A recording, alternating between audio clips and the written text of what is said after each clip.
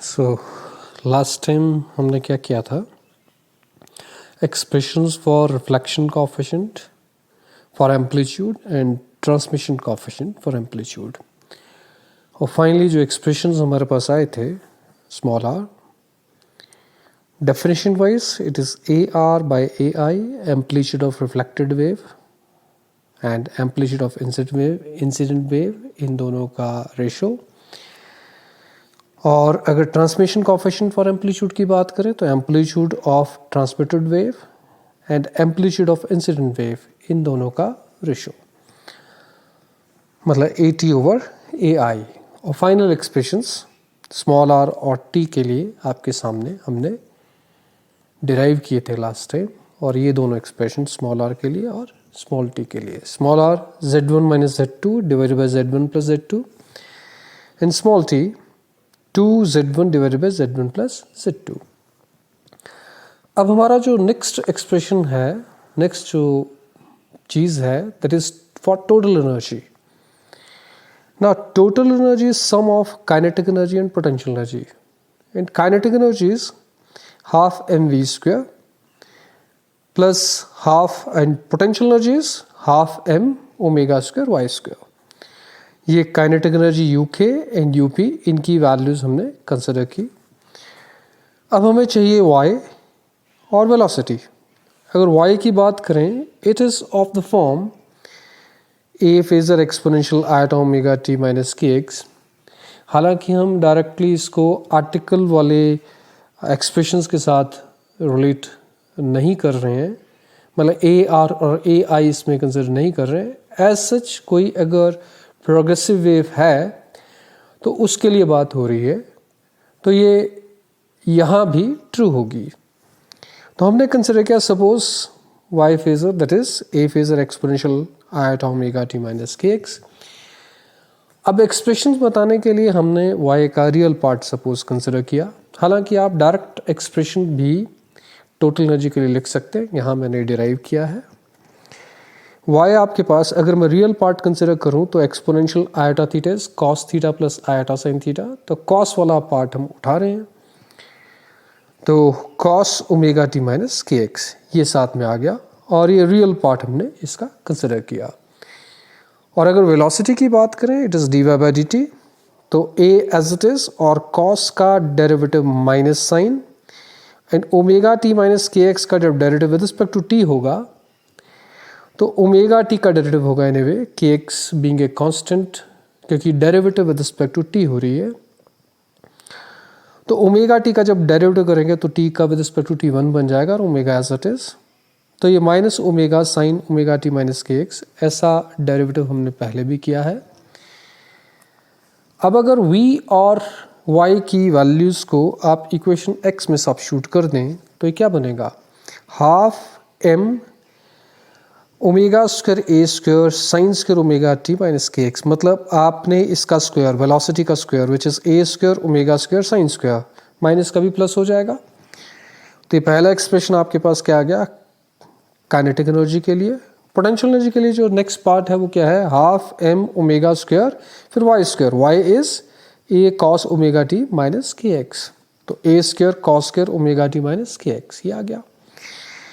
अब half m omega square a square दोनों में कॉमन आ गया, and sine square plus cos square क्या बन जाएगा, 1 बन जाएगा। तो एक्सप्रेशन फाइनली आपके पास क्या बना, half m omega square a square. और ऐसा एक्सप्रेशन हमने पहले भी कर रखा है, आप डायरेक्टली भी लिख सकते हैं half m omega square a square. अब मास की अगर बात की जाए तो मास किसका, जो पार्ट हमने कंसिडर किया, हमने पार्ट dx कंसिडर किया और मास पर यूनिट लेंथ इज रो, तो यूनिट लेंथ का मास दैट इज रो, तो dx लेंथ का मास कितना, रो इंटू dx। तो हम उस पार्ट की बात कर रहे हैं, तो m को रिप्लेसमेंट हम क्या दे रहे हैं, that is rho dx। Now what is the rate of flow of energy, क्योंकि स्ट्रिंग में जो एनर्जी है वो फ्लो हो रही है विद रिस्पेक्ट टू टाइम। अगर बात की जाए तो वो कैसे फ्लो हो रही है, what is the rate of flow of energy, it is d u by D t. और u आपके पास क्या है, half rho d x omega square a square. तो half is constant, rho is constant, omega is constant, amplitude is constant, ये बाहर निकल के आएंगे, half rho omega square a square constant, सिर्फ डी एक्स ये रह जाएगा, और dx by dt, and dx by dt what is this? This is speed. ये स्पीड किसका? वेव का। अगर मैं यहाँ v की बात कर रहा था तो वो उस पॉइंट की y डायरेक्शन में वेलोसिटी है, ठीक है। अगर मैं स्ट्रिंग में बात कर रहा हूँ तो इस पॉइंट की y डायरेक्शन में वेलोसिटी दैट इज v, लेकिन वेव वेलोसिटी हमने c कंसिडर किया है जो अलोंग द स्ट्रिंग है, ठीक है। तो c और v में फ़र्क है। तो इस वक्त हम बात करें तो what is c? c is dx by dt। तो dx by dt को हम रिप्लेसमेंट c दे सकते हैं, बट हमें पता है rho into c that is z, the impedance.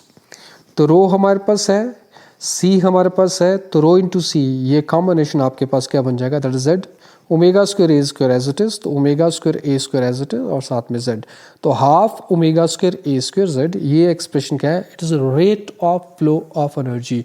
Energy किस रेट से फ्लो हो रही है, इसके लिए एक्सप्रेशन हमारे पास आ जाता है। तो हम आगे हम देखें अगर, तो एक्सप्रेशन आपके पास half omega square a square Z, ये rate of flow of energy के लिए आ गया।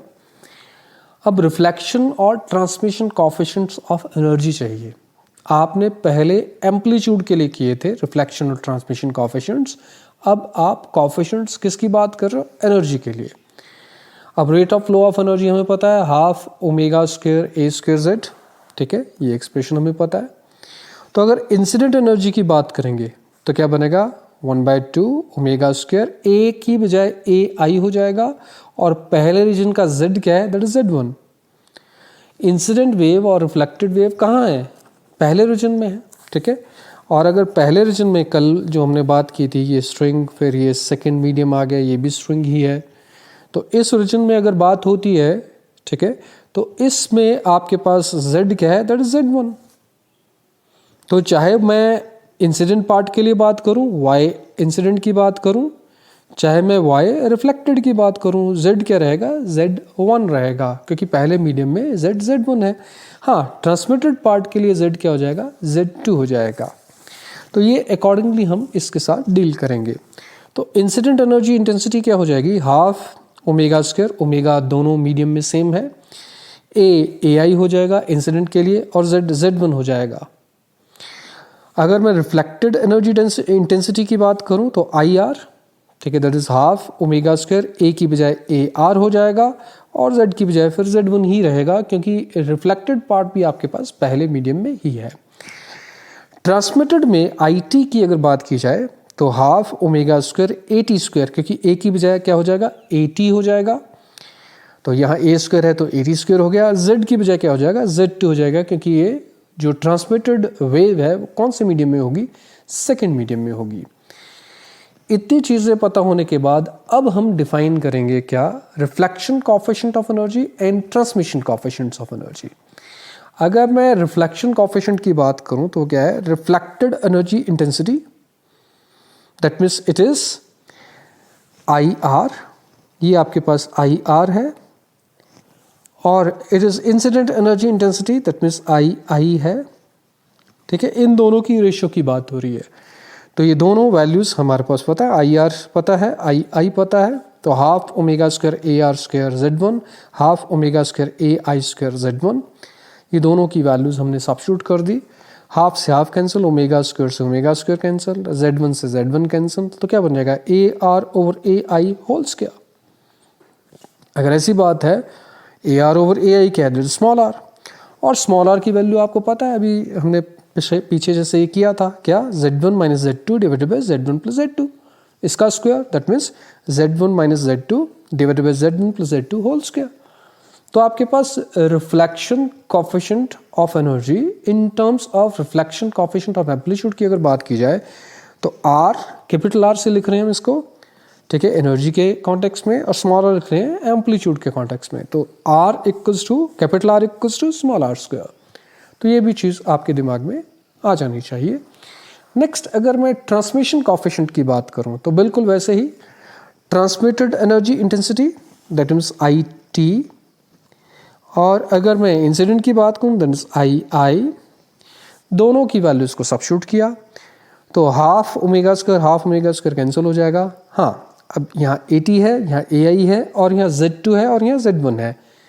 पिछले केस में, रिफ्लेक्शन वाले केस में Z1 से Z1 कैंसिल हो गया था, अब ये कैंसिल नहीं होगा। तो Z2 बाय Z1 अलग से रहेगा, तो यहाँ Z2 बाय Z1 और ये AT over AI whole square, AT over AI whole square, और AT ओवर AI हमने पहले डिराइव करके रखा है, and that is 2Z1 divided by Z1 plus Z2। तो 2Z1 divided by Z1 plus Z2, ये आपके पास AT over AI which is small t of course, और इसका आपके पास क्या हो गया स्क्वायर, क्योंकि ये AT ओवर AI का स्क्वायर है, साथ में Z1 बाय Z2, ये ऑटोमेटिकली ये चीज़, ठीक है, ये एज इट इज़ यहाँ आ जा रही है। ये अगर बात की जाए फिर क्या बन जाएगा, 4Z1 स्क्वायर, 4Z1 स्क्वायर, ठीक है, into Z2 as it is divided by Z1 plus Z2 whole square, और ये Z1 एज इट इज, ठीक है, ये एज इट इज आ जाएगा। अगर ऐसी बात है तो एक Z1 क्या हो जाएगा, कैंसल आउट हो जाएगा। ऊपर क्या बचेगा, 4Z1 Z2 और नीचे Z1 plus Z2 whole square. तो ये आपके पास ट्रांसमिशन कोएफिशिएंट ऑफ एनर्जी, इसके लिए एक्सप्रेशन आ जाएगा। तो reflection coefficient of energy, transmission coefficient of energy, reflection coefficient in terms of amplitude, transmission coefficient in terms of amplitude, ये सारे हमने डिराइव कर लिए हैं। अब हम कुछ एक स्पेशल केसेस पर आ रहे हैं कि सपोज आपके पास जो सेकंड एंड है वो क्या है, दैट इज फ्री। अगर सेकेंड एंड फ्री है मतलब सेकेंड पार्ट में मीडियम है ही नहीं, स्ट्रिंग ही नहीं है, तो वहाँ इम्पीडेंस क्या हो जाएगी, दैट इज 0, ठीक है। अगर सेकेंड पार्ट है ही नहीं तो वहाँ इम्पीडेंस क्या मानेंगे, 0। आपके पास हमने जो बात की थी, स्ट्रिंग कंसिडर किया था, उसके बाद आगे, ठीक है, नेक्स्ट एक और स्ट्रिंग कंसिडर किया, मतलब हमने मीडियम चेंज किया, अब ये है ही नहीं, तो ये Z2 क्या हो जाएगा, दैट इज 0। तो एंड के ऊपर वेव का बिहेवियर कैसा होगा, जब वेव यहाँ रीच करेगी एट x इक्वल 0, तो how this wave will behave, ये बात निकल के आती है। तो आपके पास जैसे ही Z2 हमने 0 किया तो एक्सप्रेशंस हमारे पास सारे हैं। रिफ्लेक्शन कोएफिशिएंट ऑफ एनर्जी इसके लिए भी है, it is Z2 minus Z1 minus Z2 divided by Z1 plus Z2 whole square. Energy के लिए अगर ट्रांसमिशन कोएफिशिएंट की बात कीजिए उसके लिए भी एक्सप्रेशंस हैं हमारे पास। और अगर एम्पलीट्यूड की टर्म में बात की जाए तो स्मॉल आर, वो भी हमें पता है, Z1 minus Z2 divided by Z1 plus Z2। और अगर ट्रांसमिशन कोएफिशिएंट ऑफ एम्पलीट्यूड की बात की जाए तो 2Z1 divided by Z1 plus Z2। ये एक्सप्रेशंस हमारे पास सारे मौजूद हैं। अब इसमें हमने Z2 को क्या कर देना, 0 कर देना। द मोमेंट हम Z2 को 0 करेंगे तो ये 0, ये 0, क्या बचेगा, ये Z1 bye Z1 which is 1, 1 का स्क्वायर दैट इज 1। तो कैपिटल R आपके पास 1 हो जाएगा, स्मॉल r भी, ठीक है, ये भी आपके पास 1 हो जाएगा, क्योंकि स्क्वायर नहीं करेंगे, तो आपके पास Z2 0 है, Z2 0 है, Z1 बाय Z1 क्या हो जाएगा, दैट इज 1। तो स्मॉल r भी 1 और कैपिटल R भी 1। अब अगर ट्रांसमिशन कोएफिशिएंट ऑफ एनर्जी की बात करें तो आपके पास Z2 क्या है, दैट इज 0, तो कैपिटल T आपके पास क्या हो जाएगा, 0 हो जाएगा। लेकिन अगर मैं ट्रांसमिशन कोएफिशिएंट की बात करूं तो उसका एक्सप्रेशन कुछ अलग होगा। रीजन बीइंग, जैसे आप Z2 को 0 करोगे यहाँ, ठीक है, तो आपके पास क्या बचेगा, 2Z1 डिवाइडेड बाय Z1, ठीक है, ये एक्सप्रेशन आपके पास स्मॉल t के लिए है, ठीक। तो Z1 से Z1 क्या हो जाएगा, कैंसिल हो जाएगा, क्योंकि Z2 0 हो चुका है, तो इट्स 2, तो यहाँ आपके पास ये 2 आएगा। इसका मतलब क्या निकल के आता है कि जैसे ही वेव इस एंड पर पहुंचेगी which is free and, it will oscillate, इसका एम्पलीट्यूड यहाँ ट्वाइस हो जाएगा। आगे वेव ट्रांसमिट नहीं करेगी बट यहाँ एम्पलीट्यूड ट्वाइस होगा। एनर्जी का ट्रांसमिशन आगे नहीं है क्योंकि कैपिटल T 0 है, लेकिन स्मॉल t 0 नहीं है, स्मॉल t 2 मीन्स, अब आपके पास स्मॉल t होता क्या है, that is AT over AI। तो अगर ये 2 निकल के आता है इसका मतलब AI के कंपैरिजन में AT क्या हो जाएगा, ट्वाइस हो जाएगा। तो यहाँ जो है एम्पलीट्यूड एकदम से बढ़ेगा, ट्वाइस हो जाएगा, this is the case, but there will be no transmission of energy and the wave will be reflected back. So this means all the energy is reflected back and no energy get transmitted. However, amplitude जो है and के ऊपर वो twice हो जाएगा। Second case जो है कि सपोज आपके पास सेकेंड एंड हमने फिक्स कर दिया, तो जो हम स्ट्रिंग कंसिडर करते हैं, मतलब हमने क्या कंसिडर किया कि भाई इस एंड को रिजिड सपोर्ट के साथ या फिक्स दीवार के साथ ही लगा दिया जैसे, ठीक है। तो दीवार तो ऑसिलेट करने से रही, तो इसका Z2 क्या हो जाएगा, that will be equal to infinity. तो अगर Z2 इन्फिनिटी हो जाएगा तब हमारे एक्सप्रेशंस कैसे आगे बढ़ेंगे। तो जैसे हमने अभी बोला कि स्मॉल r आपके पास क्या है, it is Z1 minus Z2 divided by Z1 plus Z2। हमने क्या किया, न्यूमरेटर में भी डिनोमिनेटर में भी Z2 से डिवाइड कर दिया। न्यूमरेटर को भी अगर Z2 से डिवाइड करेंगे क्या बनेगा, Z1 by Z2 minus Z2 by Z2 क्या हो जाएगा 1, तो ये बनेगा Z1 बाई Z2 माइनस 1। और जब हम डिनोमिनेटर में बात करेंगे तो Z1 बाई Z2 प्लस 1, तो ये प्लस 1। तो जैसे ही ये चीज़ आएगी, अब आप Z2 को क्या कर रहे हो, इन्फिनिटी।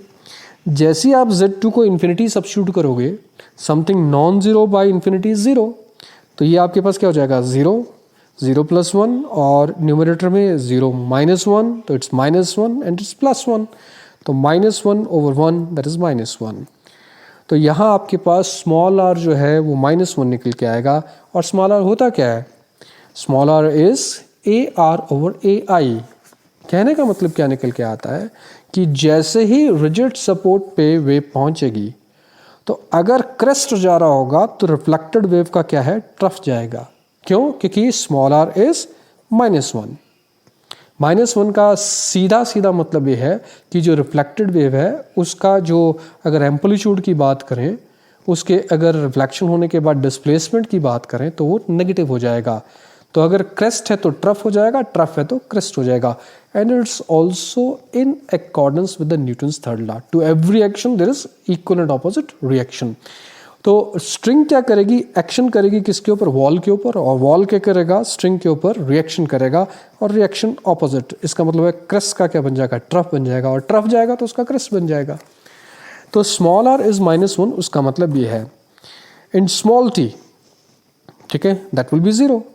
स्मॉल t यहाँ भी हमने क्या किया, न्यूमरेटर और डिनोमिनेटर को Z2 से डिवाइड किया।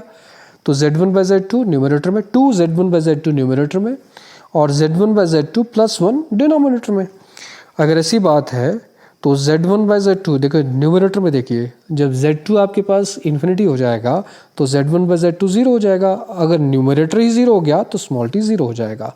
इसका मतलब सीधा निकल के आता है कि ट्रांसमिशन में कोई भी एम्पलीट्यूड नहीं होगा। अब दीवार ऊपर नीचे नहीं जाएगी भाई, ठीक है। अगर आपने रिजिड सपोर्ट के साथ लगा रखा है तो उसकी ऑसिलेशन नहीं होगी। तो ट्रांसमिशन जो है, ट्रांसमिशन एम्पलीट्यूड जो है दैट विल बी 0। फिर अगर मैं एनर्जी की टर्म में बात करूं, आपको पता है capital R is small r square, तो माइनस 1 का स्क्वायर इट्स प्लस 1। इसका मतलब है ऑल एनर्जी गेट्स रिफ्लेक्टेड। और अगर ऐसी बात है तो कैपिटल T को 0 आना भी चाहिए और आएगा भी। It's Z2 by Z1 into T square, ठीक है, और T आपके पास क्या है 0, तो आपके पास ये कैपिटल T क्या हो जाएगा, दैट विल बी 0।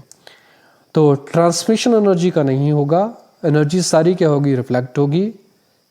कब, दोनों केसेस में रादर, एनर्जी फ्री एंड में भी सारी की सारी रिफ्लेक्ट हो रही है, एनर्जी फिक्स्ड एंड में भी सारी की सारी रिफ्लेक्ट हो रही है। हाँ, जो एम्पलीट्यूड्स के जो बिहेवियर्स हैं वो थोड़े से डिफरेंट ज़रूर हैं। तो ये चीज़ आप दिमाग में ज़रूर रखिएगा। तो यहाँ आपके पास r इक्वल टू माइनस 1 मैं पूरा बता चुका हूँ, ठीक है। तो रिवर्स सेंस में इसका एम्पलीट्यूड देखा जाएगा, मतलब डिस्प्लेसमेंट देखी जाएगी। एंड कैपिटल R आपके पास 1 है, T आपके पास 0 है, मैं बता चुका हूँ। एनर्जी सारी रिफ्लेक्ट हो जाएगी and no energy gets transmitted. ये आप सारी चीज़ें दिमाग में रखिएगा। अब जो नेक्स्ट आर्टिकल है थोड़ा सा मैं ज़रूर बताऊँगा, ठीक है, क्योंकि ये फिर नेक्स्ट लेक्चर में जाएगा, लेकिन फिर भी इम्पीडेंस मैचिंग। आपके पास सपोज 2 एलिमेंट्स हैं, ठीक है, और आप वेव को ढंग से प्रोपेगेट करना चाहते हैं। सपोज आपके पास एक एलिमेंट है, सपोज आपके पास दूसरा एलिमेंट है, और जो वेव है अगर मैं इनको डायरेक्टली ज्वाइन कर देता हूं तो वेव ढंग से प्रोपेगेट नहीं हो रही है। तब मैं क्या करूंगा, बीच में एक ऐसा एलिमेंट लगाऊंगा, इसको कपलिंग एलिमेंट बोलेंगे, ठीक है, so that transmission of energy from this medium 1 to medium 3, ये जो कपलिंग है उसको मैं 2 बोल देता हूँ। तो 1 और 3 के बीच में मुझे क्या चाहिए, एनर्जी का एक्सचेंज स्मूथ चाहिए। तो मैं बीच में एक मटेरियल ऐसा लगाऊंगा सो दैट, और इसकी लेंथ एटसेट्रा मैं एडजस्ट करूंगा such that there is smooth transmission of energy from 1 to 2nd 1 to 3rd region. तो इस एलिमेंट को हम क्या बोलते हैं, कपलिंग एलिमेंट। और जब इम्पिडेंसेस हम इस तरीके से मैच करते हैं कि there is transfer of energy from one medium to the other medium through the coupling element, तो इम्पिडेंस की मैचिंग हम करते हैं, and that is called the impedance matching. The impedance matching means interconnection between different media so as to facilitate maximum transfer of energy। ये आप दिमाग में जरूर रखिए जो मैंने आपको चीज़ बताई।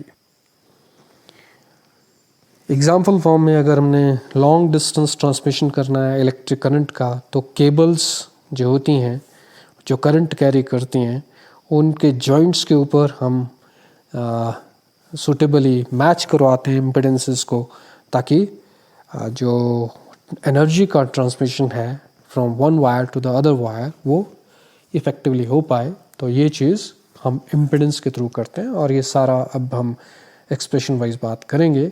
लाउड स्पीकर है, कई बार बड़ी डिस्टर्बेंसेस आप देखते हैं लाउड स्पीकर में, माइक में बोलते हैं लेकिन लाउड स्पीकर में बड़ी डिस्टर्बेंस होती है, तो उसमें जो इम्पिडेंस की मैचिंग है वो प्रॉपर नहीं है। जब भी इम्पिडेंस की मैचिंग प्रॉपर होगी तो साउंड जो माइक के ज़रिए आप वो जो भी बोलोगे, लाउड स्पीकर के ज़रिए जो साउंड आएगी वो बहुत अच्छी आएगी, provided there is proper impedance matching. तो इस चीज़ के साथ डील करने के लिए ये हमारा डायग्राम हुआ क्या कि हमारे पास ये पहला रीजन है, ये हमारे पास थर्ड रीजन है, और ये बीच में हमने कपलिंग एलिमेंट कंसिडर किया। तो अब सभी को कंसिडर करना पड़ेगा। तो हमने जो जो बाउंड्रीज हैं उनको मार्क किया।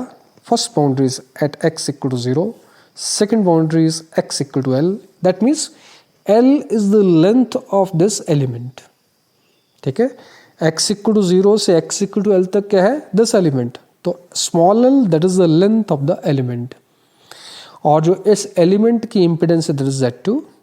वेव नंबर जो है, एंगुलर वेव नंबर जो है दैट इज K2 इस कपलिंग एलिमेंट का। और अगर रीजन 1 मतलब पहले मीडियम की बात की जाए तो उसकी इम्पिडेंस Z1 और वेव नंबर इज K1, और जो लास्ट मीडियम जिसमें एनर्जी का ट्रांसमिशन करना है उसकी इम्पिडेंस Z3 और वेव नंबर K3। तो region 1 is for x less than 0, region 2 is between 0 and L, और region 3 is for x greater than 0। इसके साथ हम डील करेंगे और proper matching that means Z1, Z2, Z3 के बीच में एक रिलेशन निकालेंगे so that there is transfer of energy, ठीक है, फैसिलिटेट हो जाए। तो फिर नेक्स्ट आर्टिकल में नेक्स्ट डे हम करेंगे, नेक्स्ट